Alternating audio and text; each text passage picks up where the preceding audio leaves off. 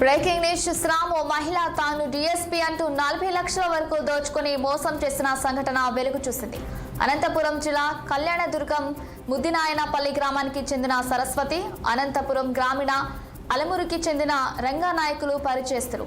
తాను డిఎస్పీనని, తన పిల్లలకు ఆరోగ్యం సరిగా లేదని చికిత్స చేయించాలంటూ పలుమార్లు రామానాయుడుతో రంగనాయకుల ద్వారా 40 లక్షల వరకు డబ్బులు అప్పుగా తీసుకుంది. దీనికి సంబంధించి ప్రామిసరీ నోట్లను రామానాయుడుకు రాసి ఇచ్చినట్లు పోలీసులు తెలిపారు.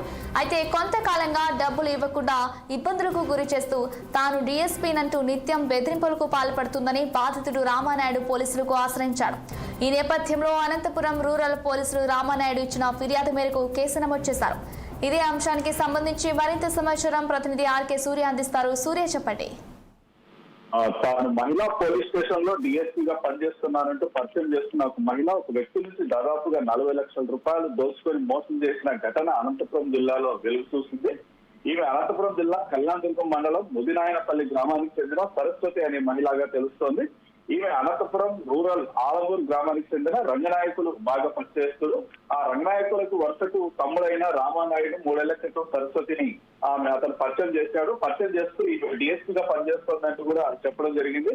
ఆ పరిచయం అయిన కొన్ని నెలలకు తన పిల్లలకి హెల్త్ సరిగా లేదని చికిత్స చేయాలంటూ పలుమార్లు రామానాయుడు దగ్గర నుంచి దాదాపుగా 40 లక్షల వరకు డబ్బులు అప్పుగా తీసుకుంది. దీనికి సంబంధించి ఆమె ప్రామిసరీ నోట్లను కూడా రామానాయుడుకి రాసిచ్చినట్టు కూడా సమాచారం. అయితే 3 ఏళ్లు గడిచినా కూడా డబ్బులు తిరిగి చెల్లించలేదు.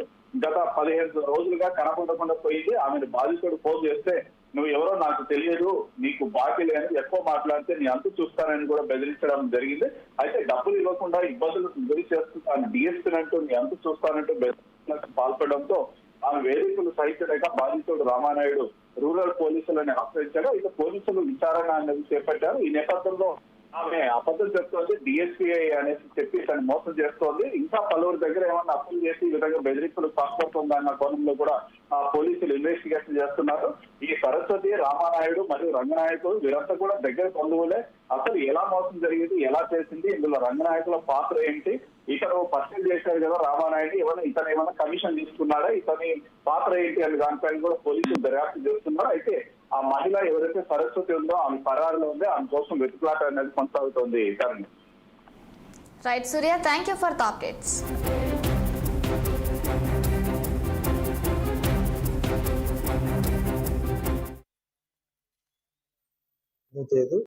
మే నెల 5వ తేదీ రామానాయుడు ఆలమూరుకు చెందిన వ్యక్తి వచ్చి ఫిర్యాదు ఇచ్చినాడు. సదరు ఫిర్యాదులో సరస్వతి అనే ఆమె పోలీస్ డిపార్ట్మెంట్ లో పనిచేస్తున్నానని చెప్పేసి తనకు డబ్బులు అవసరం అని చెప్పి అతన్ని నమ్మించి ఆమె తన యొక్క బంధువైన రంగనాయకులు అనే వ్యక్తి ద్వారా పరిచయం అయింది. ఆమె తనకు అవసరం అని చెప్పేసి ఆమె దగ్గర ఇతను ఫిర్యాదుదారుడు సుమారుగా 40 లక్షల దాకా అప్పు ఇచ్చాడు.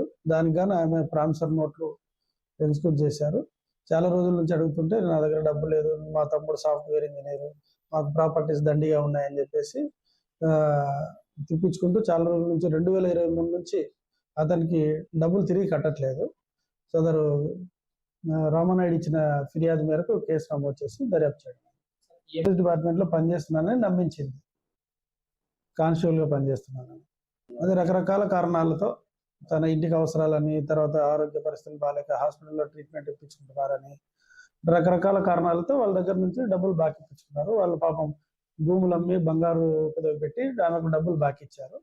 దాని మేరకు ఆమె ప్రామిసరీ నోట్లు కూడా వాళ్ళకి